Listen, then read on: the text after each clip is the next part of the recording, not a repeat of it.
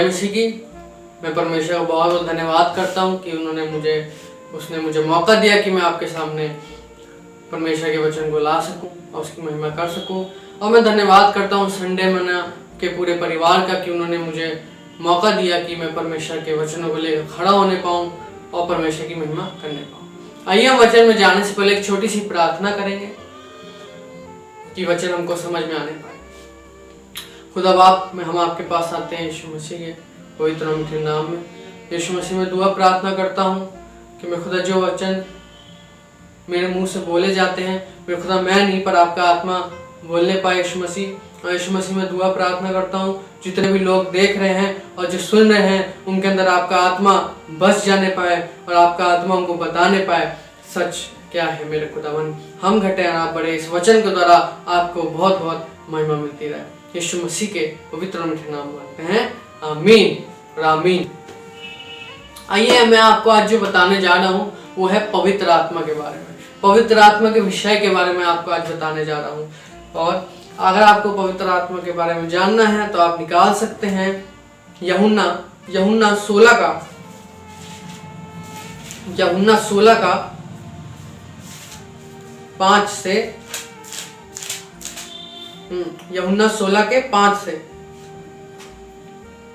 यहाँ मैं शॉर्ट में आपको बताऊंगा कि यहाँ पे 5 से 12 के बीच में क्या हो रहा है। 16 का 5 से 12 के बीच में यहाँ यीशु मसीह अपने चेलों से बातें कर रहे हैं कि जो तुम्हारे दिल हैं शोक से भर आए हैं पर शोक से ना भरो, तुम्हारे मन कच्चे ना हो, तुमको ये ना लगे, तुम्हारे अंदर डर ना आए, पर मैं आपको तसल्ली दे रहा हूँ। यीशु मसीह उनको तसल्ली दे रहा है अपने चेलों को, हम सबको भी, कि डरो मत, मेरा समय, मैं तो जा रहा हूं पर तुमको अकेला नहीं छोड़ूंगा, तुमको एक सहायक भेजूंगा। वो कौन है? पवित्र आत्मा। और जब वो आपके पास आएगा तो आपको सत्य ही बोलेगा, आपको सत्य की बातें बताएगा। और आज हमको ये पवित्र आत्मा के बारे में जानने की बहुत जरूरत है, क्योंकि बिना पवित्र आत्मा के द्वारा हम यीशु मसीह के पीछे चल ही नहीं सकते, क्योंकि यीशु मसीह ने सहायक दिया, मददगार दिया। जब हम पढ़ते हैं इस वर्सेस को, इस चैप्टर के अंदर अध्यायों को, तो हम पढ़ते हैं इसमें कि जो पवित्र आत्मा है जब आएगा, यीशु मसीह ने कहा चेलों से कि वो आपको 3 चीजें बताएगा। पहली कि आपको पाप के विषय में कन्विक्ट करेगा, पाप के बारे में बताएगा कि पाप ना करिए आप। और दूसरा वो आपको धार्मिकता के विषय में इसलिए कि जो लोग हैं, इसमें ऊपर लिखा है धार्मिकता के विषय में इसलिए कि मैं पिता के पास जाता तुम मुझे फिर ना देखोगे। और तीसरी चीज न्याय के विषय में इसलिए कि संसार का जो सरदार है वो दोषी ठहराया गया है। संसार का सरदार कौन है? शैतान, वो ठहराया गया। और पवित्र आत्मा ये 3 चीजें आपको बताई गई कि भैया आप पाप से दूर रहिए, परमेश्वर के निकट जाइए आप, और शैतान हार चुका है। ये पवित्र आत्मा को बताएगा। हालेलुया। और यीशु मसीह कहते हैं कि तुम अपने आप को अकेला ना समझना, क्योंकि जब पवित्र आत्मा आएगा तो तुमको मेरे अंदर से ही बातें बताएगा, मतलब मेरी बातों में से ही आपको बताएगा कि आपको क्या करना है, क्या नहीं करना है। Hallelujah, hallelujah. और जब हम अगर आपको और वचन पढ़ने हैं पवित्र आत्मा के बारे में, तो यहाँ यीशु मसीह ने यूहन्ना 20 में ही आगे 19 लिखा है, यूहन्ना 20 का 19 में। यहाँ पे यीशु मसीह जब जी उठते हैं तो चेलों के पास आते हैं और चेले हैरान हो जाते हैं और सोचते हैं और चंबित हो जाते हैं और खुश हो जाते हैं कि हमारा जो परमेश्वर है वो वापस आ गया, हमारा गुरु वापस आ गया है। और यीशु मसीह उनको बोलते हैं जैसे पिता ने मुझे भेजा है वैसे मैं भी आपको बोलता हूँ कि आप भी जाओ और काम करो परमेश्वर का। आप भी जाइए, आप परमेश्वर का काम करिए। हालेलुया। पवित्र आत्मा का नेचर ये है कि वो आपको परमेश्वर का काम करवाना चाहता है। पवित्र आत्मा का नेचर ये है।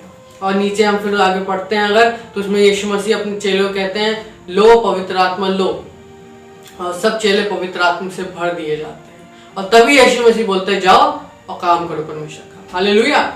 और जब हम प्रेरितों काम में आते हैं, मैं आपको हर चीज शॉर्ट में बता रहा हूँ, कि जब हम प्रेरितों काम में आते हैं पहला अध्याय में, तो यीशु मसीह हमको बताते हैं कि जब पवित्र आत्मा आप पर आएगा तो हम क्या पाएंगे, सामर्थ बल पाएंगे, और हम सारे जगत में क्या होंगे, गवाह ठहरेंगे। यीशु मसीह चेलों को बताया और हमको भी बताया कि हम पूरे दुनिया में गवाह ठहरेंगे। हालेलुया।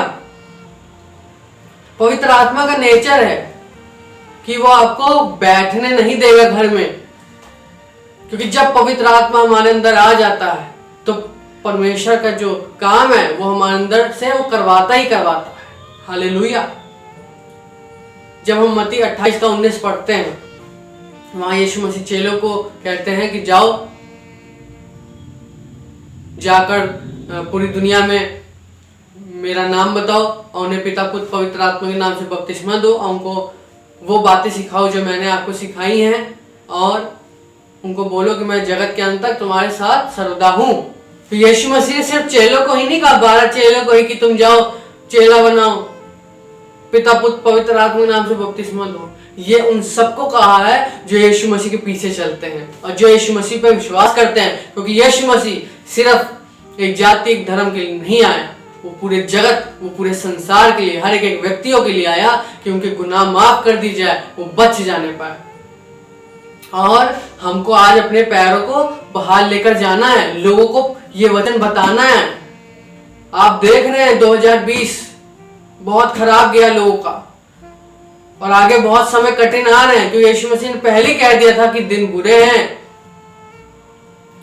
आज हमको अपने परमेश्वर के वचन को लेकर जाना है, उसके सुसमाचार को लेकर जाना है। ट्रू गॉस्पेल क्या है? आज परमेश्वर ने हमको गॉस्पेल के बारे में बताया है, सुसमाचार के बारे में बताया है। क्या है कि यीशु मसीह हमारे पापों के लिए मारा गया, हमारे पापों के लिए वो गाड़ा गया, और हमारे लिए वो तीसरे दिन जिंदा हो गया। हालेलुया। तो आज हमको पूरी दुनिया में ये बात बतानी है कि यीशु मसीह क्यों आया। सिर्फ क्रिसमस में नहीं बतानी है कि क्रिसमस आ रहा है कि चलो हम चर्च उनको ले जाए, वो अच्छी बात है, हमको उनको चर्च लाने की जरूरत है, पर हमको हर महीने हर दिन अपने पैरों से जाना है, क्योंकि यीशु मसीह पैरों से दूर दूर जाते थे और परमेश्वर का वचन बांटते थे। आज हमको भी अपने पैरों को चलाना है और कहना है कि यीशु मसीह हम भी आपका काम करेंगे। आजकल बहुत कम हम देखते हैं कि परमेश्वर के वचन को कोई लेकर नहीं जा रहा। वो ठीक है कि हम डिजिटली सुसमाचार बताएं, पर डिजिटली काफी नहीं है, काफी है ही नहीं डिजिटली। ऑनलाइन सुसमाचार मैं कहूंगा व्यर्थ है। लोग सुन के चले जाते हैं एक वीडियो को समझकर, पर जब हम लोगों के घरों में जाते हैं, खटखटाते हैं, उनको बताते हैं, सड़कों पे बताते हैं कि यीशु मसीह आने वाला है, पापों से मन फिराओ। जब यीशु मसीह दुनिया में आए थे तो उनका सबसे पहला संदेश यही था, मन फिराओ क्योंकि स्वर्ग का राज निकट है, और अपने पापों से दूर रहो। हालेलुया। पवित्र आत्मा का कार्य यही है कि हम उसके परमेश्वर के वचनों को बताएं, सुसमाचार बताएं, सुसमाचार फैलाएं। यीशु मसीह का सच्चा गॉस्पेल यही है जो मैंने आपको बताया। पवित्र आत्मा हमको कभी घर में नहीं बिठाएगा, हमको लेकर जाएगा दूर दूर, हम उसका काम करेंगे जैसे उसके चेलों ने किया। चेले बैठ गए क्या? जब यीशु मसीह चले गए स्वर्ग तो क्या चेले उस जगह बैठे रहे, ठहरे रहे? नहीं, चेले दूर दूर तक गए। यहाँ तक हमने सुना है कि थोमा जो है इंडिया आया था। जब थोमा आ सकता है इंडिया, तो क्या हम नहीं जा सकते बाहर? हमको जाने की बहुत बहुत जरूरत है। अगर हमारे पास नहीं है इतनी सुविधाएं, तो हम अपने शहर में ही परमेश्वर के सुसमाचार को बता सकते हैं, क्योंकि बहुत जरूरी है। इस क्रिसमस में मैं आपको बोलना चाहूंगा कि किसी को लेकर चर्च जरूर जाएं, क्योंकि यीशु मसीह ने कहा है आत्मा को बचाओ। हालेलुया। पवित्र आत्मा का नेचर ये है, क्योंकि यीशु मसीह ने कहा कि खेत तो बहुत पक चुके हैं, परंतु मजदूर क्या है? थोड़े से हैं। बहुत मजदूर क्या है? बहुत थोड़े से हैं। तो यीशु मसीह कहता है खेत तो पक चुके हैं, मजदूरों को लाया जाए, ये मजदूर काम करे खेत में। खेत है संसार, और मजदूर यीशु मसीह ने हमको बनाया है कि हम जाएं बीज बोए परमेश्वर का उन लोगों के अंदर जो पाप में डूबे हैं। आप अपने दोस्तों को बताएं, अपने फ्रेंड्स को बताएं यीशु मसीह के बारे में हर समय हर वक्त, क्योंकि जब हम स्वर्ग जाएंगे तो यीशु मसीह हमसे हिसाब पूछेंगे कि भाई तुमने कितनी आत्माओं को बचाया, कि कोई आत्मा बची कि नहीं बची। तो मैं आपको बताना चाहता हूं उसके सुसमाचार को जरूर बताएं, क्योंकि पवित्र आत्मा का इच्छा यही है कि उसका परमेश्वर का काम। क्योंकि जब यीशु मसीह अपने चेलों को भेज रहा है तो हम क्या उसके चेले नहीं? उसने हमको भी कहा कि जाओ बेटे बेटियां जाओ, तभी तुम मेरे गवाह ठहरोगे। ये तो ही ना घर में बैठ के दुबक के बैठे हैं और हम गवाह ठहर जाएंगे, ऐसे नहीं। यीशु मसीह हमको कहता है कि जाओ और तभी तुम मेरे गवाह ठहरो। परसिक्यूशन आएगा पर यीशु मसीह हमको उससे बचाएगा। हालेलुया। तो पवित्र आत्मा का नेचर ये है। और जब पवित्र आत्मा का नेचर एक और मैं बताना चाहता हूँ, जब वो हमारे अंदर आता है तो हमारा जीवन बदलता है। तो मैंने आपको जैसे पहले बताया, हमको पाप के बारे में विषय में बताएगा, हमको पाप से दूर करने की कोशिश करेगा। अगर हम उसकी आवाज सुनेंगे तो हम पाप से दूर हो जाएंगे, पर अगर हम उसकी आवाज को इग्नोर कर रहे हैं तो हम पाप में फिर डूबेंगे। हम जाएंगे चर्च इतने सालों से, पर हम तब भी पाप करते हुए पाए जाएंगे परमेश्वर की नजर में। मैं आपको बताना चाहता हूं कि पवित्र आत्मा जो है बहुत जरूरी है। अब मैं आपको बस शॉर्ट में पहला कुरिन्थियों में लेकर जाऊंगा। पहला कुरिन्थियों में पढ़ते हैं हम। पहला कुरिन्थियों उसका 12वां अध्याय, उसमें आत्मिक वरदान के बारे में लिखा है। जब आप इसको पूरा पढ़ेंगे तो यहाँ यीशु मसीह पौलुस बता रहा है कि जिनके अंदर पवित्र आत्मा है उनको हम कैसे जानेंगे। क्योंकि जिनके अंदर पवित्र आत्मा है, पौलुस बता रहा है, वो कहेंगे कि यीशु मसीह परमेश्वर है, पर जो बोलेंगे यीशु मसीह श्रापित है, वो उनके अंदर पवित्र आत्मा नहीं है। हालेलुया। तो हमको ये जानने की जरूरत है। और मैं दूसरी चीज आपको बताना चाहता हूं, लोग समझते हैं कि जिनके अंदर जो अन्य भाषा में बात कर रहा है उसी को पवित्र आत्मा मिला है, जो अन्य भाषा में बात नहीं कर रहा उसको पवित्र आत्मा नहीं मिला। ये मैं कहना चाहता हूं, ये जो टीचिंग है ये गलत है। क्योंकि जब हम आत्मिक वरदान पढ़ते हैं आगे 12 पहला कुरिन्थियों 12 में, तो नीचे लिखा है कि आत्मिक वरदान कई प्रकार के हैं, जिसे आत्मा चाहता है बांट देता है। किसी को बुद्धि की बात बांटता है, किसी को बुद्धि का वरदान दिया गया, किसी को ज्ञान का वरदान, किसी को चंगा करने का वरदान, किसी को सामर्थ्य काम करने का वरदान, किसी को भविष्यवाणी करने का वरदान, किसी को अन्य भाषा बोलने का वरदान, किसी को अन्य भाषा का अनुवाद करने का वरदान, और जिसे आत्मा चाहता है वो बांट देता है। तो ये क्या वरदान है? जो अगर आज कोई व्यक्ति अन्य भाषा नहीं बोल रहा है तो हम ये नहीं कह सकते कि उसके अंदर पवित्र आत्मा नहीं है, क्योंकि युग पर हमने पढ़ ही लिया कि जिसके अंदर पवित्र आत्मा है वो हमेशा उसके मुंह से निकलेगा यीशु मसीह ही परमेश्वर है। Hallelujah, hallelujah. और मैं आपको छोटा सा अन्य भाषा के बारे में बताना चाहता हूँ आगे। ये हम पढ़ेंगे, अगर ये आगे ही पहला कुरिन्थियों 14 के में पढ़ेंगे अगर हम पूरा, तो यहाँ पे पौलुस हमको बता रहा है कि जो अन्य भाषा है ये हमारी ही उन्नति के लिए है, पर जो भविष्यवाणी है वो क्या है? कलीसिया की उन्नति के लिए है। हालेलुया। और जब हम आगे पढ़ते हैं 14 का 22 से, पहला कुरिन्थियों 14 का 22 से पढ़ते हैं, तो उसमें लिखा है कि जो अन्य भाषा है अविश्वासियों के लिए चिन्ह है, पर विश्वासियों के लिए नहीं है। ये आज हम विश्वास कर रहे हैं यीशु मसीह पर, तो मान लीजिए चिन्ह नहीं ठहरा, पर चिन्ह उन्हीं के लिए ठहरा है जो नहीं मानते यीशु मसीह। पर भविष्यवाणी विश्वासियों के लिए चिन्ह है और अविश्वासियों के लिए ये भविष्यवाणी क्या है? चिन्ह नहीं है। और नीचे जब हम पढ़ते हैं तो पौलुस हमको बताता है कि जब कोई अन्य भाषा बोले और कोई नया व्यक्ति कलीसिया में अंदर आ जाए तो वो आपको क्या पागल नहीं कहेगा?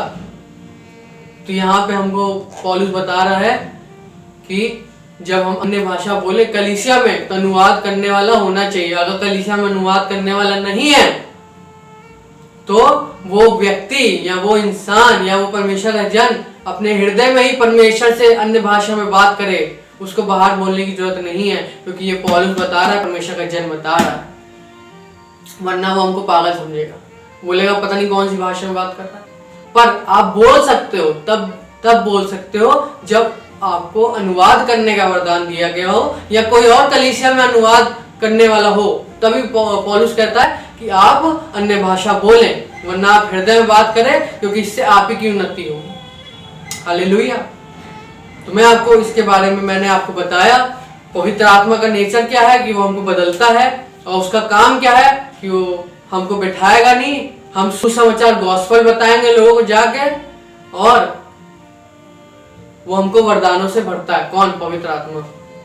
कोई इंसान हमको परमेश्वर के वरदान से नहीं भर सकता, सिर्फ पवित्र आत्मा ही हमको भरता है परमेश्वर के पवित्र आत्मा के वरदानों से।